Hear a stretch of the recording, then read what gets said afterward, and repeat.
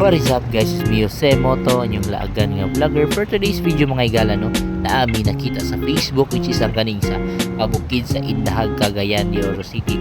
Og amo siyang adtuan mga higala no, kay tungod day of good namon duwas akong partner.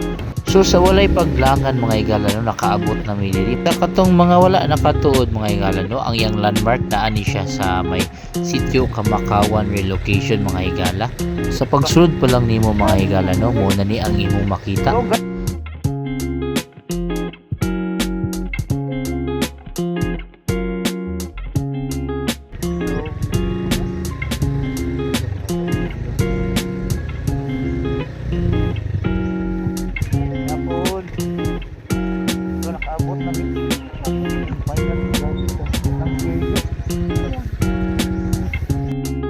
And finally mga higala no, nakaabot na gid mi diri nga safe.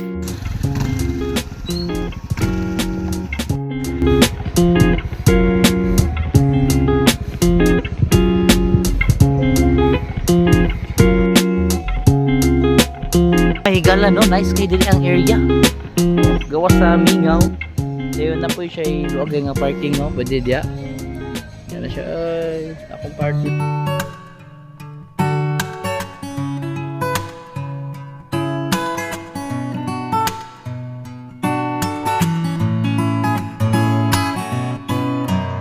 Pwede ra sad ka diri mga higala no, mag breakfast, lunch and dinner.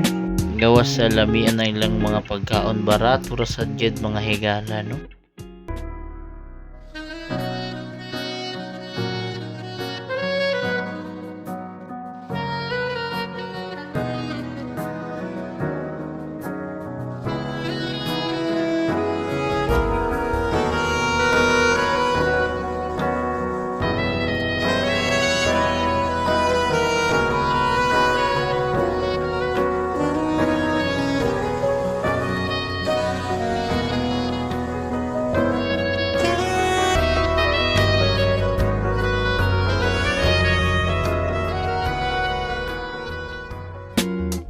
And time check mga higala no, it's already 3 PM no, gutom na sad.